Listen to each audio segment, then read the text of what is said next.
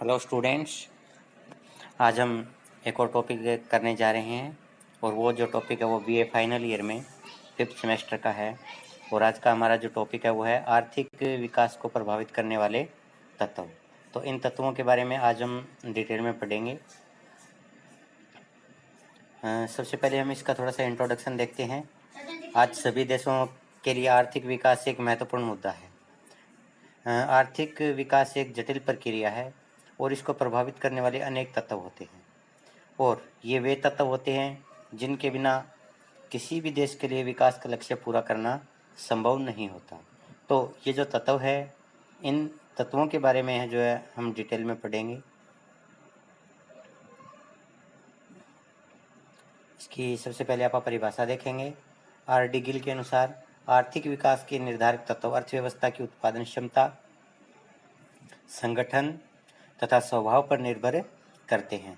यानी उत्पादन क्षमता का मतलब इसमें निवेश का लेवल क्या है, जो उद्यमियों है उनकी स्थिति क्या है, लेबर है उसकी क्षमता कैसी है, बचत का स्तर क्या है, तो इस प्रकार के फैक्टर आते हैं।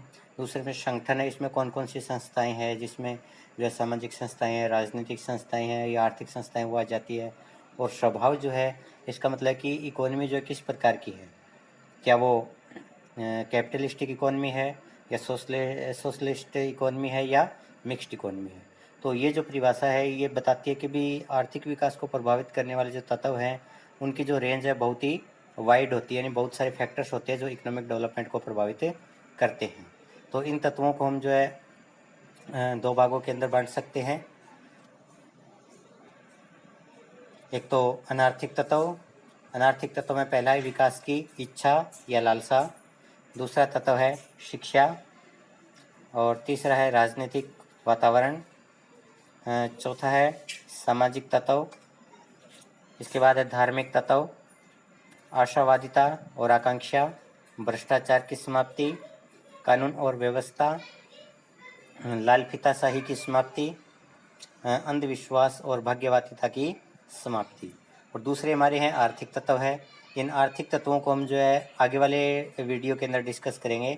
आज हम केवल जो अनार्थिक तत्व है उन्हीं को डिस्कस करेंगे। तो ये जो आर्थिक तत्व, इसमें प्राकृतिक संसाधनों की मात्रा है, श्रमिकों की संख्या है, श्रमिकों का स्वास्थ्य, श्रमिकों की शिक्षा, प्रशिक्षण, भौतिक पूंजी की मात्रा, बचत का स्तर, निवेश का स्तर, पूंजी उत्पादन अनुपात, बाजार का आकार, संरचनात्मक परिवर्तन, विकास प्रेरक आर्थिक एजेंसियां, तकनीकी विकास, आर्थिक स्थिरता, कुशल उद्यमी, उचित नियोजन और अंतर्राष्ट्रीय तत्व। ये जो फैक्टर्स है ये जो है आर्थिक तत्व है, लेकिन हम यहाँ पर केवल आज अनार्थिक तत्व डिस्कस करेंगे। तो सबसे पहले हम ये देखते हैं कि भी अनार्थिक तत्व होते क्या है। आर्थिक विकास दोनों तत्वों के ऊपर निर्भर करता है, आर्थिक और अनार्थिक, और इसका परिणाम जो गुणात्मक है। गुणात्मक का मतलब क्या होता है, 3 और अगर हम 4 को जोड़ते हैं तो 7 आता है, अगर हम 3 और 4 को जोड़ेंगे तो 12 आता है। तो इनका जो परिणाम है आर्थिक और प्लस अनार्थिक तत्व, ये योगात्मक नहीं है बल्कि ये गुणात्मक है। यानी इन दोनों तत्व एक साथ मिलकर गुणात्मक रूप से जो आर्थिक विकास को बढ़ाते हैं। और अगर हम ये कहें कि आर्थिक तत्व ज़्यादा महत्वपूर्ण है तो गलत होगा, और अगर हम ये कहें अनार्थिक तत्व ज़्यादा महत्वपूर्ण है तो भी सही नहीं होगा। यानी दोनों ही तत्व जो है महत्वपूर्ण है और दोनों ही तत्वों का अपना अलग अलग महत्व है। अनार्थिक तत्व वे सामाजिक और मनोवैज्ञानिक तत्व होते हैं जो किसी भी देश के विकास को निर्धारित करते हैं। यानी अनार्थिक तत्वों में हम केवल सामाजिक और मनोवैज्ञानिक तत्वों का अध्ययन करते हैं जो इकोनॉमिक डेवलपमेंट को प्रभावित करते हैं। तो इनको हम एक एक करके डिस्कस करते हैं। सबसे पहले है विकास की लालसा। देखिए, किसी भी चीज़ के प्राप्त करने के लिए उसकी लालसा, ये इच्छा होना जरूरी है। इसी प्रकार से विकास है, अगर उसको भी हमें प्राप्त करना है तो उसके लिए सबसे ज़रूरी है कि जिस देश की हम बात करें उस देश के लोगों के अंदर विकास करने की इच्छा या लालसा होनी चाहिए। जब तक किसी के अंदर किसी चीज़ को प्राप्त करने की इच्छा नहीं है तब तक चाहे परिस्थितियाँ कितनी भी अनुकूल क्यों ना हो वो उस चीज़ को प्राप्त नहीं कर सकता। और जब एक बार किसी चीज़ को प्राप्त करने की ललक, इच्छा या लालसा जाग जाती है तो उसके बाद परिस्थितियाँ चाहे कितनी भी विपरीत क्यों ना हो, आर्थिक जो लक्ष्य है उसको प्राप्त कर ही लिया जाता है। और यही बात विकास के मामले में भी लागू होती है।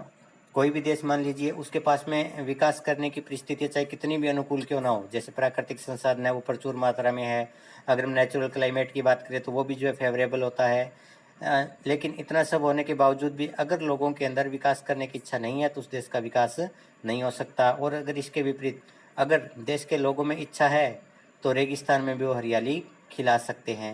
यानी सबसे ज़रूरी होता है उस देश के लोगों के अंदर विकास करने की इच्छा का होना। दूसरा है शिक्षा। शिक्षा लोगों को योग्य बनाती है, लोगों को अपने क्षमता का विकास करने का अवसर देती है, और शिक्षा के द्वारा ही लोगों के अंदर ज्ञान का प्रसार होता है। और जब एक बार व्यक्ति के अंदर ज्ञान आ जाता है तो उसके बाद वो अपने उस ज्ञान का प्रयोग करते हुए नए नए आविष्कार या नव परिवर्तन को बढ़ावा देता है। और किसी भी देश के अंदर जितना ज़्यादा शिक्षा का स्तर होगा उस देश के अंदर उतने ही ज़्यादा आविष्कार, नई खोजें, नव परिवर्तन, नई तकनीक जो ईजाद की जाएगी और उस देश का विकास होगा। आप देख लीजिए, जिस जिस देश के अंदर साक्षरता की दर अधिक है उस देश के विकास का मात्रा भी अधिक है, और जिस देश के अंदर साक्षरता की दर कम है वो देश विकास के मामले में भी पिछड़ा हुआ है। और यही बात राज्यों के ऊपर भी लागू होती है। जिस राज्य की साक्षरता दर अधिक, आप देख लीजिए, उसकी जो विकास दर भी अधिक मिलेगी, और जिस देश की साक्षरता दर कम है, जिस राज्य की साक्षरता दर कम है उस राज्य की विकास दर भी कम मिलेगी। तो शिक्षा जो एक बहुत ही महत्वपूर्ण कॉम्पोनेंट होगा विकास के लक्ष्य को प्राप्त करने के लिए। दूसरी बात, जैसे जैसे लोगों के अंदर साक्षरता आती है, शिक्षा को बढ़ावा मिलता है, लोग भाग्यवादिता में विश्वास करना कम कर देते हैं। भाग्यवादी व्यक्ति क्या सोचता है कि मैं ज़्यादा प्रयास नहीं करूँगा, अगर मेरी किस्मत में लिखा है, भाग्य में लिखा है तो मुझे मिल जाएगा।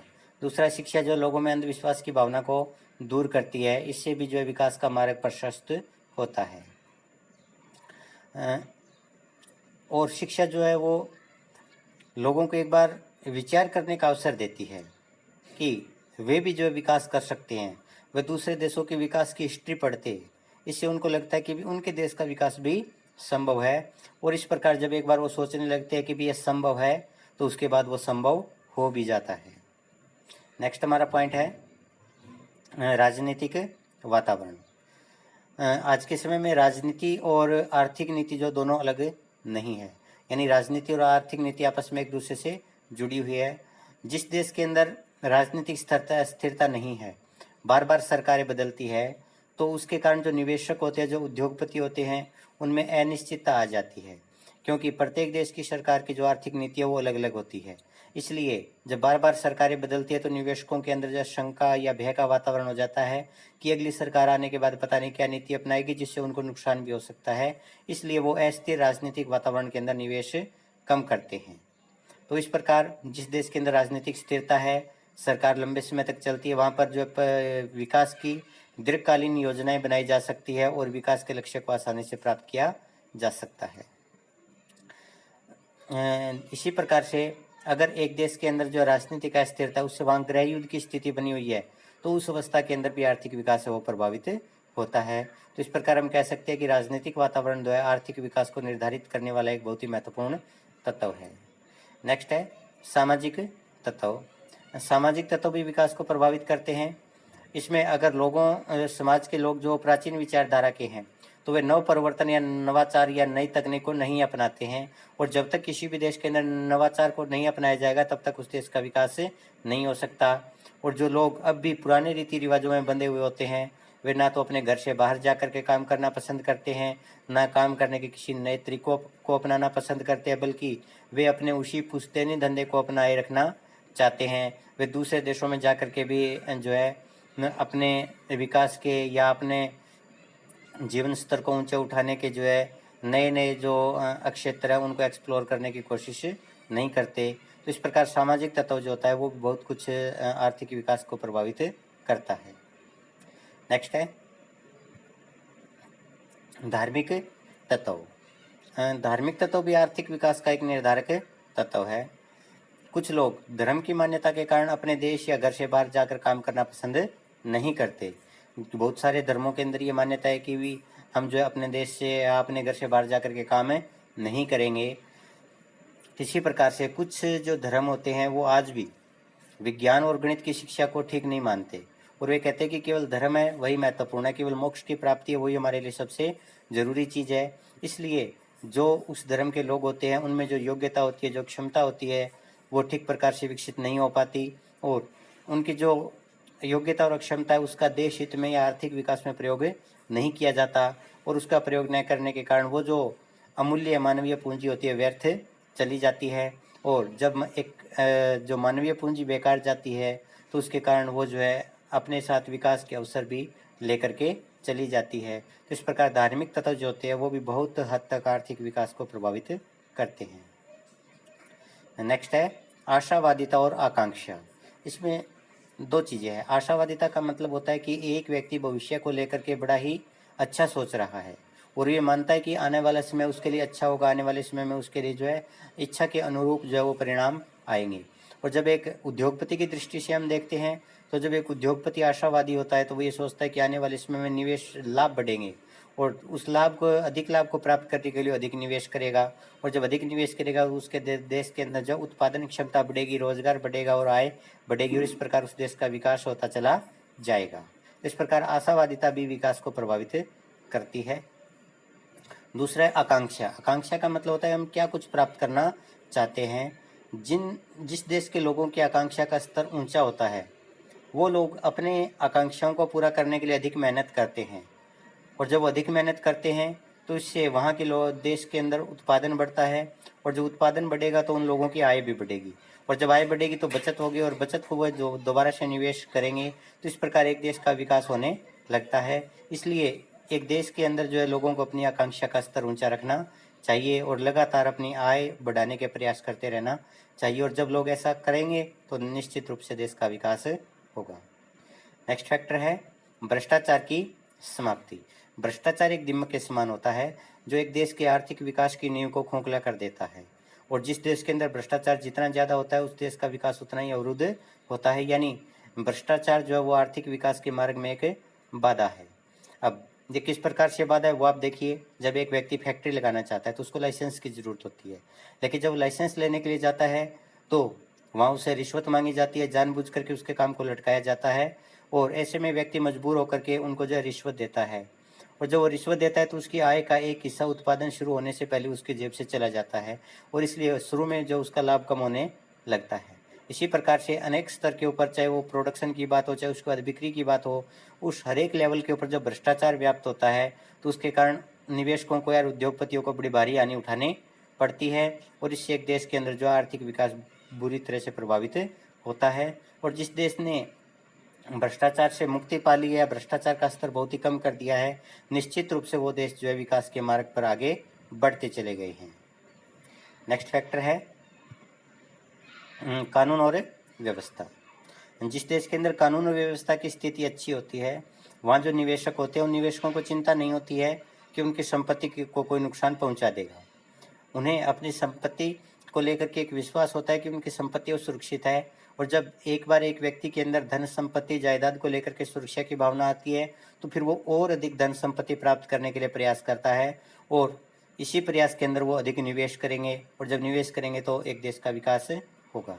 दूसरी तरफ अगर स्थिति इसके विपरीत है, एक देश के अंदर कानून और व्यवस्था की स्थिति ठीक नहीं है, हर तरफ चोरी हो रही है, डकैती है या हत्याएं हो रही है, तो उसके कारण वहाँ का जो वातावरण वो ठीक नहीं होता है, निवेश के अनुकूल नहीं होता है, इसलिए वहाँ लोग निवेश नहीं करते हैं, और जब लोग निवेश कम करेंगे तो उसके कारण विकास अवश्य प्रभावित होगा। तो कानून और व्यवस्था की अच्छी स्थिति है वो भी विकास को प्रभावित करती है। नेक्स्ट है लाल फीताशाही की समाप्ति। सबसे पहले आप लाल फीताशाही समझिए कि किसी भी काम को पूरा करने की जो एक प्रक्रिया होती है उस प्रक्रिया के कई सोपान होते हैं, कई पद होते हैं, और उन सारे पदों में से होकर के जो है कोई भी काम पूरा होता है, और जब इस प्रकार से ये कार्य जो है अनेक स्तरों से होकर के गुजरता है तो उसको हम लाल फीताशाही कहते हैं, जहाँ पर हर एक स्तर के ऊपर जो है अधिकारियों या कर्मचारियों के द्वारा फाइल रोकने की या लटकाने की कोशिश की जाती है। तो जिस देश के अंदर लाल फीताशाही जितनी अधिक होगी वहाँ पर जो भी लोग निवेश करना चाहते हैं या नए उद्योग धंधे लगाना चाहते हैं उनकी जो फाइलें होती है वो अनेक स्तरों से होकर के गुजरेगी, लेकिन हर स्तर के ऊपर उसको रोकने की कोशिश की जाएगी, और इसमें एक तो समय तो अधिक लगता ही लगता है, दूसरी तरफ इसमें जो व्यक्ति मजबूर होकर के रिश्वत भी देने लगता है और इस प्रकार की परिस्थितियों का जो है एक देश के विकास पर विपरीत प्रभाव पड़ता है।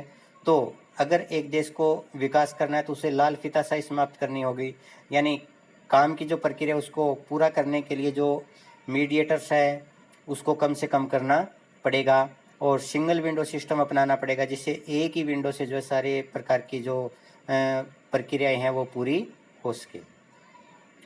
नेक्स्ट है अंधविश्वास और भाग्यवादिता की समाप्ति। ये भी एक महत्वपूर्ण फैक्टर होता है। जो लोग अंधविश्वासी होते हैं वो एक देश के विकास के बारे में ज़्यादा नहीं सोचते, वो जो है अपने अंधविश्वासों में खोए रहते हैं और वो एक उनका जो माइंड है वो तार्किक रूप से काम नहीं करता, वो तर्क के आधार पर कार्य नहीं करते। और जब तक एक व्यक्ति के अंदर तर्क की शक्ति विकसित नहीं होती तब तक एक व्यक्ति जो है विकास नहीं कर सकता, नवाचार नहीं कर सकता और वो अंधविश्वासों में फंस करके पुराने रीति रिवाजों में फंसे रहते हैं। और दूसरा जो है वो भाग्यवादिता है। जब एक व्यक्ति भाग्यवादी होता है तो वो हमेशा ये सोचता रहेगा कि मुझे प्रयास करने की ज़रूरत नहीं है, अगर मेरी किस्मत में लिखा है, भाग्य में लिखा है तो अपने आप मिल जाएगा। तो ऐसे लोग जो होते हैं भाग्य में विश्वास करते हैं, कर्म में विश्वास नहीं करते। और जो लोग भाग्य में विश्वास करते हैं वो लोग हैं जो मोक्ष प्राप्ति के लिए भी प्रयास करते हैं और वो भोग विलास के जीवन से दूर रहते हैं। लेकिन एक प्रकार से भोग विलास की जो भावना है वो लोगों के काम करने के लिए प्रेरित करती है। दूसरा, जब व्यक्ति भोग विलासिता की भावना रखता है, अपने जीवन स्तर को ऊंचा उठाने की भावना रखता है, तो फिर वो काम करने के लिए भी प्रेरित होगा, अपनी आय बढ़ाने के लिए भी प्रेरित होगा और इस प्रकार वो अधिक मेहनत करेंगे। और जब मेहनत करेंगे तो जो है एक देश के अंदर विकास की दर को गति मिलती है, विकास तेजी से होता है। तो एक देश का विकास करना है तो उस देश में से अंधविश्वास को समाप्त करना होगा और भाग्यवादिता को समाप्त करना होगा। तो ये हमारे कुछ महत्वपूर्ण फैक्टर्स थे जो कि आर्थिक विकास को प्रभावित करते हैं और ये जो तत्व है इनको हम जो है अनार्थिक तत्वों की श्रेणी में रखते हैं। तो ये आज का जो हमारा जो टॉपिक है वो इसी के साथ ये समाप्त होता है। Thank you, thanks all.